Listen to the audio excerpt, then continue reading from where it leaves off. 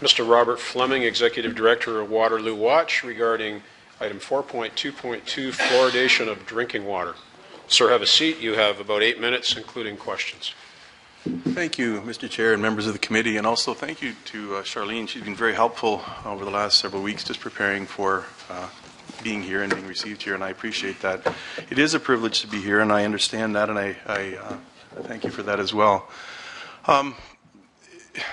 Brantford holds a very key position in water fluoridation in Canada, being the first to fluoridate, certainly worldwide, even the third municipality in the world to fluoridate its water. You've been fluoridating in Brantford now for 65 years.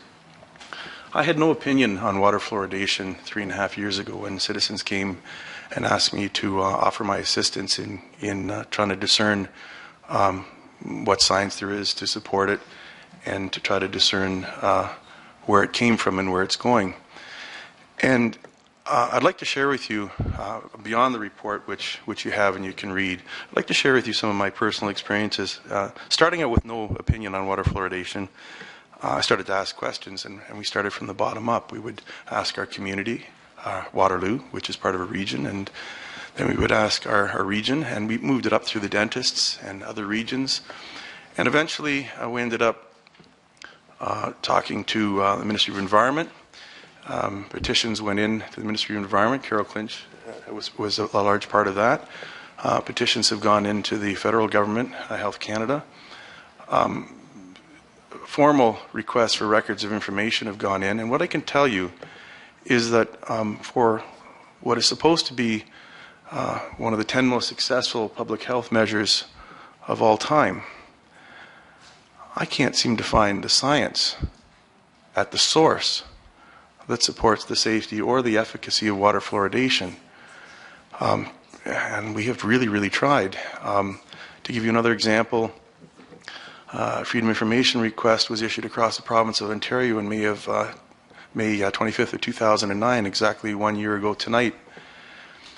And it went to a large number of municipalities and boards of health who have fluoridated, are fluoridating, or contemplate water fluoridation, asking for the science proving that it is safe and effective, asking for the science behind the claims made, for instance, that a dollar spent on fluoridation saves X amount on dental caries repairs. None of that stuff is coming. We aren't getting source documents. We're getting a lot of reviews, which seem to have more to do about opinions, endorsements, name dropping, and referencing each other. But what we would really like to see is source science demonstrating the efficacy and the safety of water fluoridation. So coming back to where Brantford is in a really unique position, a white elephant perhaps, but also an elephant that is very capable of putting to rest this struggle. You were bold in your leadership of water fluoridation with the best intentions in mind. You were bold in your leadership of pioneering an experiment. It was claimed to be an experiment at the time it was initiated. And that was in 1945, and by 1965, your then Brant County Board of Health made a promise to the people, and they said that they would look into the health effects of water fluoridation. I can tell you I haven't found any of that literature, and it didn't come with the FOI request for information.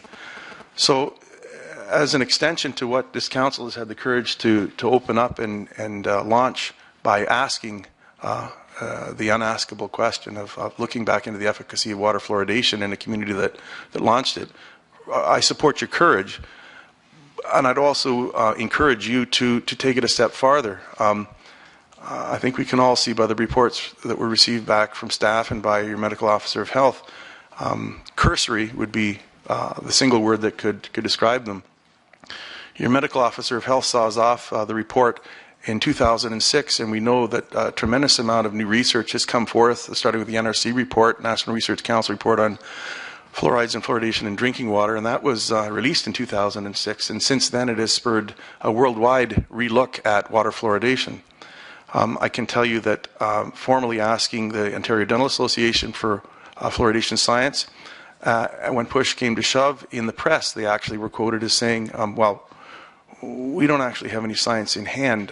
Health Canada would probably have that. Now we have to remember that the people that always came to the plate since water fluoridation first began were the dentists. They were the spokespersons for water fluoridation, and now finally are admitting they don't have water fluoridation science in hand. They may have topical fluoridation science in hand, dental chair, office, that sort of thing, but they've admitted openly they don't have the water fluoridation science, as has the Royal College of Dental Surgeons of Ontario, who set the curriculum for the dentists, who ensure that the dentists adhere to a certain standard of learned scientific research, and even they admit not having the science. Medical officers of health are no exception to the struggle as well. I'm not saying it's anyone's fault, but remarkably, we see a lot of parroting. Some people call it cutting and pasting, and I think you're familiar with that with some occurrences. But cutting and pasting and parroting is not science, and it certainly doesn't allay one's concerns of how much we should know, given how long we've been doing this.